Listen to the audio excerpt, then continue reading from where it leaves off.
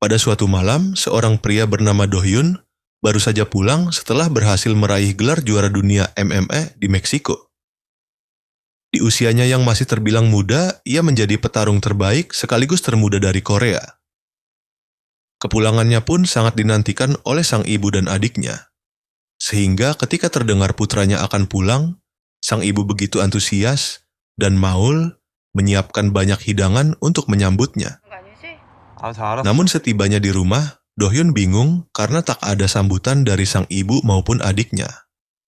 Lelah perjalanan membuatnya tak terlalu memikirkan hal itu, hingga saat mengambil minuman dari kulkas, ia mendapati bekas darah di tangannya. Sontak hal tersebut membuatnya panik dan bergegas mencari keluarganya. Tak lama, Do Hyun menemukan adiknya tergeletak sekarat. Rupanya, setelah panggilan telepon bersama ibunya, rumah mereka diserang 3 orang perampok. Dan lebih tragisnya lagi, sang ibu dan adiknya dibunuh secara kejam malam yang seharusnya penuh kebahagiaan berubah menjadi duka mendalam. Amarah dan rasa kehilangan pun menyelimuti Do Hyun hingga akhirnya ia bertekad menghabisi para pelaku.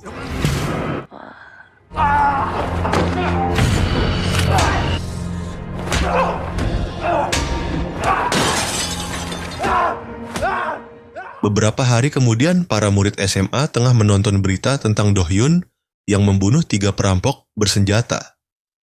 Dan saat itu juga diperkenalkan seorang siswa bernama Wosul, pemuda polos yang lebih banyak belajar dan jarang bergaul, namun ia dikenal sangat ramah dan sopan. Tak lama setelah itu, kelas mereka kedatangan murid baru bernama Sok-chan, seorang petinju muda yang sudah menjuarai tingkat nasional. Sambutan meriah pun terdengar karena selain berprestasi, ia tampak ramah saat memperkenalkan diri. Namun tidak bagi Wosul, entah mengapa ia melihat sosok Sok-chan sebagai iblis yang menakutkan. Kecurigaan pun terbukti. Ketika sang guru meninggalkan kelas, Sok-chan langsung menunjukkan wajah aslinya. Dengan arogan, ia menyebut semua siswa di kelas ini hanyalah sampah yang harus tunduk padanya. Tak hanya itu, sejak perkenalan pertamanya, Sok-chan langsung menjadikan Wosul sebagai bahan ejekan, seolah mereka sudah saling mengenal. Melihat hal itu, seorang siswi di depan Wosul marah. Baginya murid baru seperti Sok-chan tak pantas bersikap sok jago, apalagi sampai merendahkan Wosul yang hanya seorang murid polos. Namun bukannya berhenti, Sok-chan justru menampar gadis tersebut.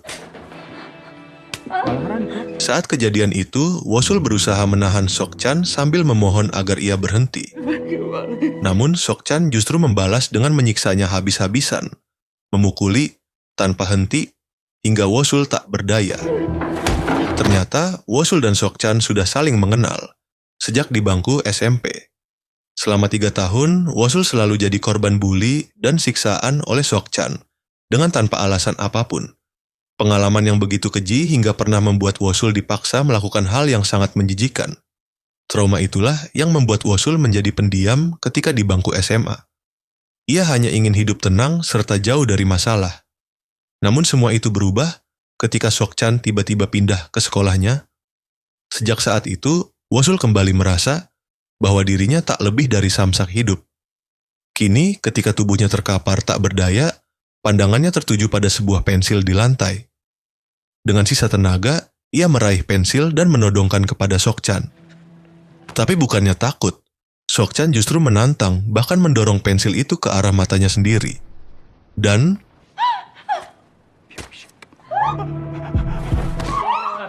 karena kebodohannya sendiri, Sok-chan akhirnya mendapatkan karmanya.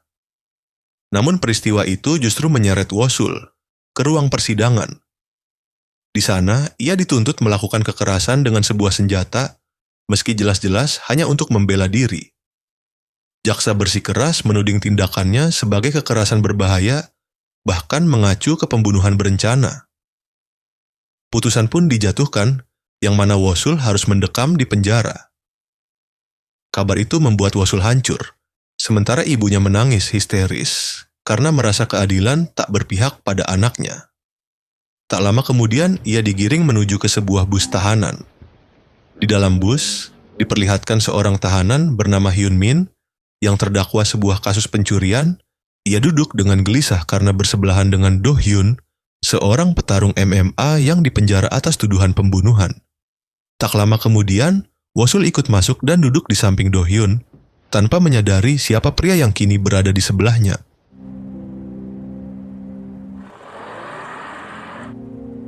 Hyunmin dan Wosul akhirnya dimasukkan ke satu sel bersama keempat narapidana senior.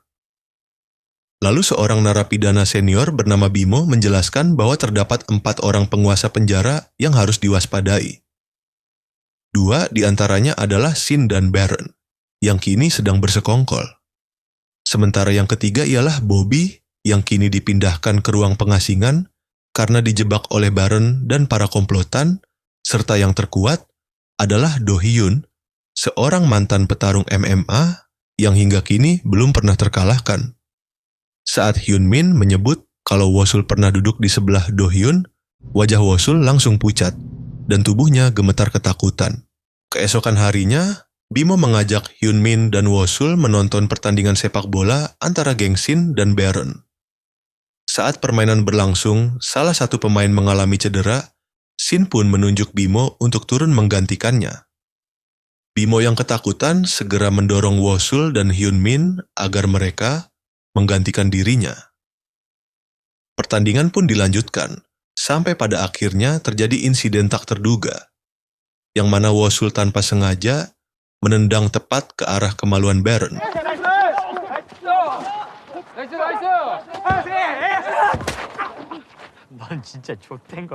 Setelah insiden di lapangan, Wosul segera digiring oleh anak buah Baron untuk disiksa. Namun di tengah jalan, mereka berpapasan dengan Do Hyun. Seketika nyali Baron terlihat ciut, lalu menyuruh anak buahnya untuk bersikap seolah tidak terjadi apa-apa. Namun Wosul yang ketakutan justru berlari ke arah Do Hyun untuk memohon perlindungan. Awalnya, Do Hyun enggan ikut campur, namun karena Wosul terus memohon, ia akhirnya mengatakan supaya Baron meninggalkan bocah ini. Tapi sayangnya, Baron tak terima. Ia merasa harga dirinya akan runtuh jika harus mundur di depan anak buahnya. Dengan bebal, ia menantang Do Hyun untuk bertarung. Meski Do Hyun sempat mengabaikan, ia akhirnya terpancing setelah Baron terus menghina dan meremehkannya. Dan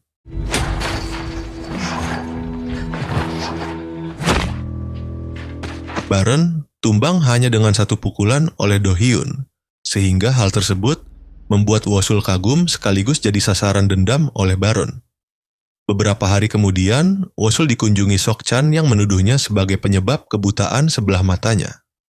Padahal, Sok Chan sendiri yang dulu menantangnya. Sehingga dengan kondisinya saat ini, Sok Chan mulai mengancam akan membunuh Wosul setelah ia bebas nanti. Dan akibat ancaman tersebut, Wosul terus dihantui rasa takut dan tak bisa tidur nyenyak.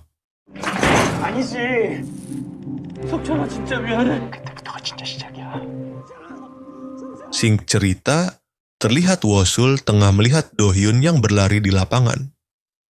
Ia lalu mendekatinya untuk mengucapkan terima kasih atas pertolongan sebelumnya. Namun Do Hyun hanya berkata bahwa untuk sementara ini, Wosul akan aman dari komplotan Baron dan kemudian menyuruh Wosul untuk segera pergi. Sejak saat itu, Wosul sering mendatangi tempat latihan Do Hyun, bahkan membawakan minum sebagai tanda terima kasih walaupun ia tak pernah digubris oleh Do Hyun. Di sisi lain, Baron makin sulit menyentuh Wosul karena ia selalu berada di dekat Do Hyun. Keesokan harinya, Wosul kembali mencari perhatian Do Hyun, tapi tetap diabaikan. Sambil berlari di belakangnya, Wosul bercerita tentang hidupnya yang lemah, miskin, dan selalu dihina. Namun ia masih memiliki seorang ibu untuk ia lindungi. Ucapan itu membuat Do Hyun teringat kepada ibunya yang telah tiada. Dan pada akhirnya, Do Hyun luluh dan menyuruh Wosul berlari 100 putaran sebagai awal dari latihan.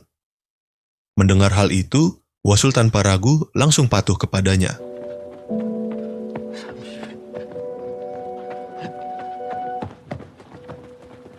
Singkat cerita, Wosul berlari sekuat tenaga hingga Do Hyun memintanya untuk berhenti. Namun, Bayangan Sok-chan yang terus membulinya membuat ia tetap berlari. Hingga pada akhirnya, Wosul berhasil menuntaskan 100 putaran, meski tubuhnya hingga roboh tak sadarkan diri. Tak lama kemudian, terlihat Do-hyun berbincang dengan kepala sipir. Sang sipir berkata, jika Do-hyun menginginkan sesuatu cukup utarakan saja. Saat itu, Do-hyun teringat kegigihan Wosul, lalu meminta sang sipir agar ia dipindahkan ke sel yang sama dengannya. Sesampainya di sel, Do-hyun langsung menyuruh Wosul untuk melakukan push-up. Meski berat, Wosul tetap patuh dan berusaha sekuat tenaga. Hari demi hari, ia terus menjalani latihan keras yang semata-mata agar bisa menjadi lebih kuat.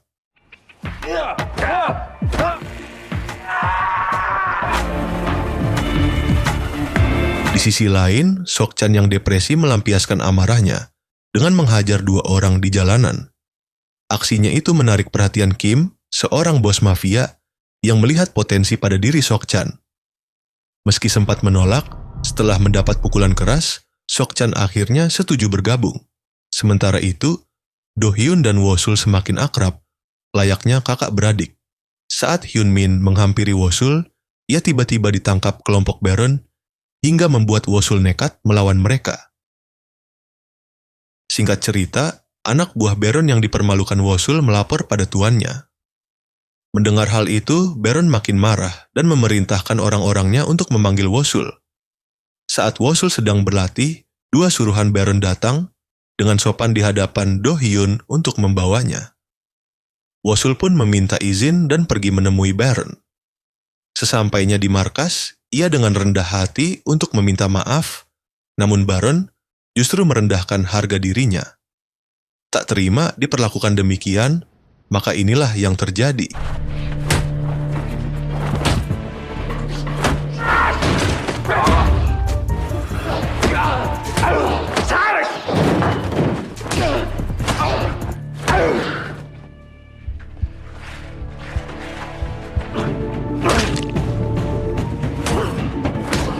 Pertarungan pun akhirnya dimenangkan oleh Wosul, meski tubuhnya penuh dengan luka.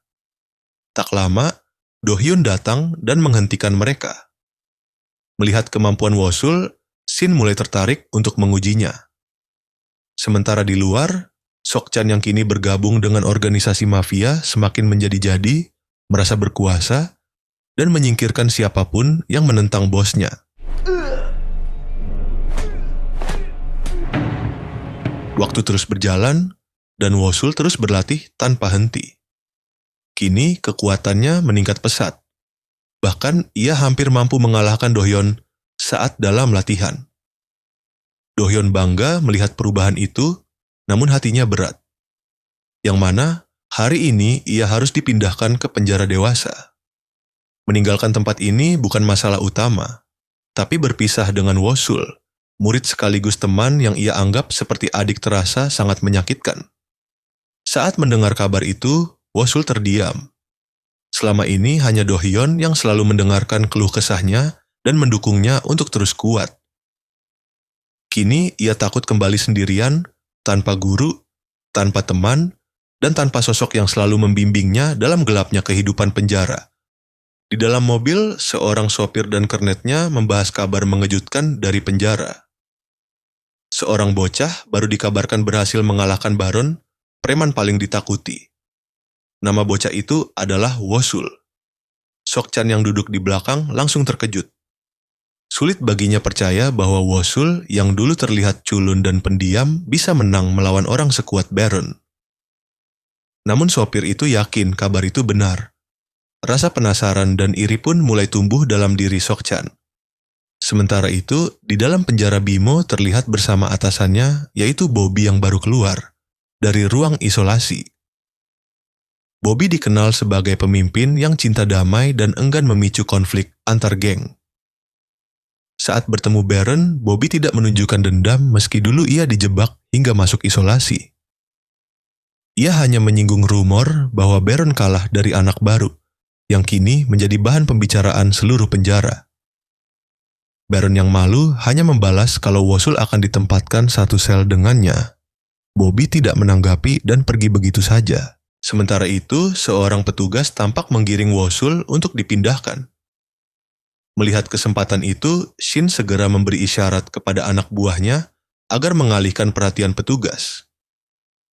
Ia sendiri melangkah mendekati Wosul dengan niat tertentu. Shin langsung menantang Wosul bertarung.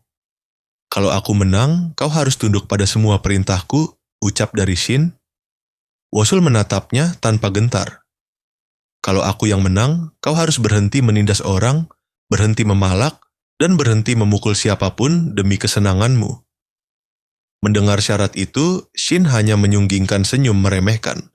Wosul kemudian menegaskan ingin bertarung saat itu juga. Namun Shin tampak enggan, mengatakan lebih baik besok saja. Tapi Wosul tetap kukuh dan ia tidak mau menunda-nunda, dan karena tekadnya tak tergoyahkan, maka inilah yang terjadi. Setelah itu, terlihat Bobby sedang menunggu kedatangan Wosul di dalam sel. Tak lama kemudian, Wosul masuk. Demi menjaga wibawanya di depan anak buah, Bobby menyambutnya dengan gaya siap bertarung. Namun Wosul tampak datar dan tidak tertarik melawan ataupun memulai masalah. Melihat sikap itu, Bobby diam-diam merasa lega. Keesokan harinya, Shin menunggu Wosul dengan penuh antusias. Baron ikut hadir dan Bobby juga berada di sana. Ia bersiap turun tangan jika terjadi pengeroyokan. Waktu terus berjalan, namun Wosul tak kunjung muncul. Shin mulai mencibir, mengira Wosul pengecut, dan mundur dari perjanjian. Sementara itu, di tempat lain, Sok-chan kembali menemui Wosul. Ia terkejut melihat perubahan Wosul, tatapannya tegas, gerakannya percaya diri, dan ia mengambil telepon tanpa rasa takut, seperti dulu. Kekaguman dan iri bercampur dalam diri Sok-chan. "Senang ya, jadi orang kuat?" tanya Sok-chan dengan nada sinis. Wosul menjawab dengan tenang, "Aku tidak kuat untuk bersenang-senang. Aku berubah agar bisa melindungi diriku. Kenapa kau tidak fokus memperbaiki dirimu sendiri sebelum aku perlu mengajarimu lagi?" Ucapannya menusuk, yang membuat Sok-chan langsung terdiam, wajahnya memerah penuh amarah dan malu. Tanpa bisa membalas sepatah kata pun, ia berbalik pergi sambil mengepalkan tangan dan kesal. Di sisi lain, Shin yang sudah kehabis kesabarannya malah nantang Bobby untuk duel. Bobby nampaknya tak keberatan. Namun si Baron juga ingin bertarung, yang mana Bobby tak sanggup jika harus melawan mereka berdua. Beruntung setelah lama menunggu, akhirnya Wosul datang. Tanpa basa-basi, Wosul langsung memperjelas jika ia menang, maka Shin tak boleh menindas orang lain lagi. Shin menjawab, "Tentu saja itu pun jika kau menang," dan inilah yang terjadi.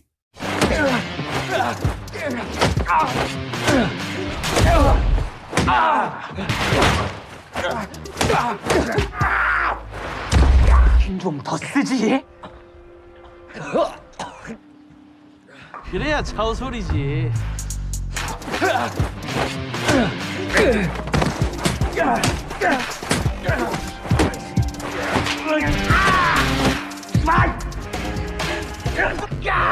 그만해, 그거 죽겠어. 뭐 하는 짓이야 이게? Keesokan harinya, Bobby dan Wosul mendatangi Shin serta Baron.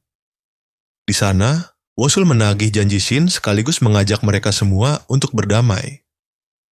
Dengan sikap dewasa, Wosul meminta agar keempatnya hidup tanpa saling bermusuhan lagi. Shin akhirnya menerima ajakan itu dan Baron, meski terlihat enggan, tidak punya pilihan selain mengikuti keputusan Shin. Pada akhirnya, keempat pemimpin itu resmi berdamai. Seiring waktu, mereka bukan hanya berhenti bertikai, tetapi juga mulai menghabiskan hari-hari bersama, bercanda, berlatih, hingga bermain sebagai satu kelompok. Tak ada lagi permusuhan, hanya kebersamaan. Semua itu terjadi berkat Wosul. Bukan hanya karena ia menjadi kuat, tetapi karena kerendahan hatinya dan keinginannya untuk menghentikan ketidakadilan.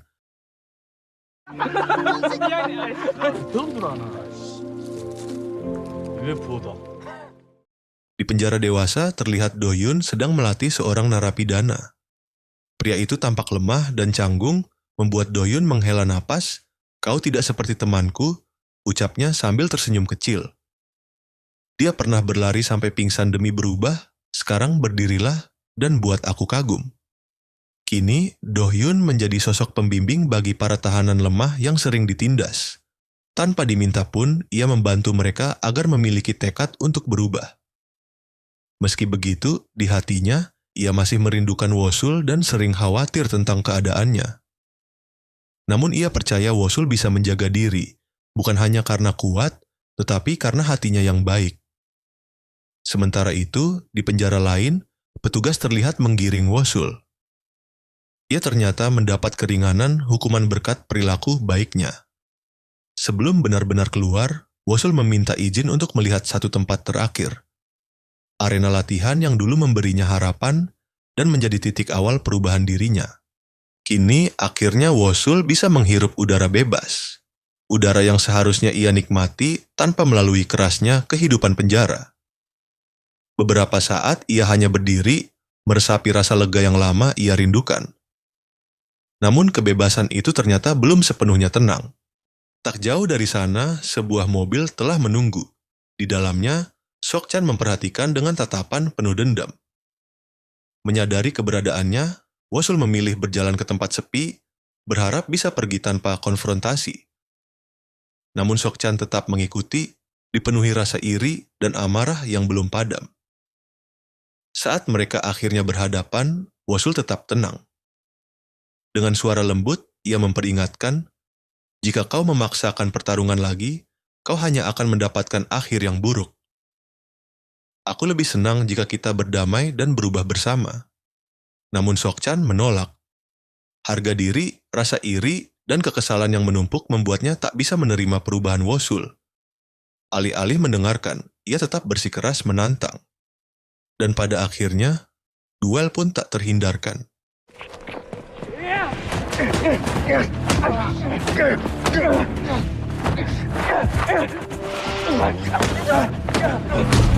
이길 거라고 생각한 이게 다야?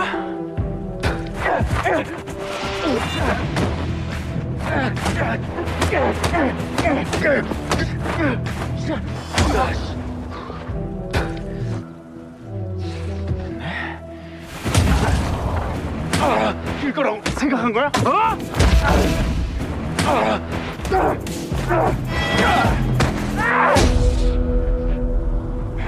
Wosul dibuat babak belur dalam duel itu. Meski dipukul tanpa ampun, ia menahan diri, masih berharap Sok-chan bisa berubah. Tapi Sok-chan sudah buta mata dan hati dikuasai iri dan dendam.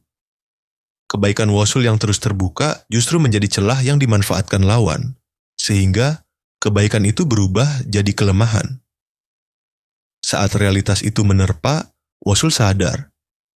Jika ia tidak ingin terus ditindas, ia harus bangkit. Ia menyingkirkan sisa-sisa kelemahannya, menguatkan tekad, dan bersiap menumpas orang-orang bebal seperti Sok-chan.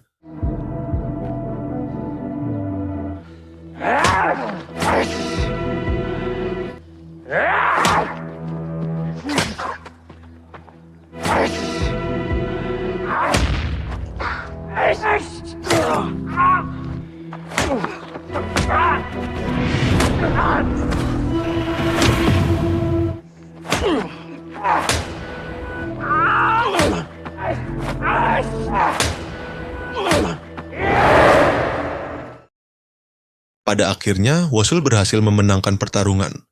Hanya satu pukulan lagi dan Sok-chan bisa benar-benar tak sadarkan diri, namun Wosul berhenti. Ia memilih tidak melanjutkan, karena bagaimanapun ia tidak ingin menjadi seperti orang yang ia lawan. Sok-chan pun dibawa ke ruang perawatan intensif. Meski menang, Wosul tetaplah Wosul. Ia tidak tertarik memperpanjang permusuhan. Setelah semua selesai, ia pulang. Ia ingin bertemu orang tuanya, mandi, makan dengan tenang, dan menikmati kembali kehidupan normal yang lama ia impikan. Di rumah, Wosul menutup harinya dengan menonton video channel favoritnya sebagai hiburan. Dan untuk kalian yang masih setia menonton sampai sini, semoga selalu diberi kesehatan, dimudahkan rezekinya, dan dijauhkan dari sifat-sifat buruk seperti Sok-chan. Setelah lama bebas, Wosul memutuskan untuk menemui Do-hyun di penjara dewasa. Do-hyun sudah turut senang karena Wosul sudah bisa bebas dengan keadaan sehat segar bugar. Begitupun Wosul yang tak sabar melihat Do-hyun segera keluar dari penjara. Wosul berkata, "Cepatlah keluar wahai guruku. Tidak maksudku sahabatku. Tidak aku ulangi, cepatlah keluar wahai kakakku." Mendengar hal tersebut, Do-hyun merasa sangat terharu. Mereka lalu tertawa bersama, sekaligus menandakan berakhirnya film Shark The Beginning 2021. Terima kasih sudah menonton, dan sampai jumpa di alur cerita film selanjutnya.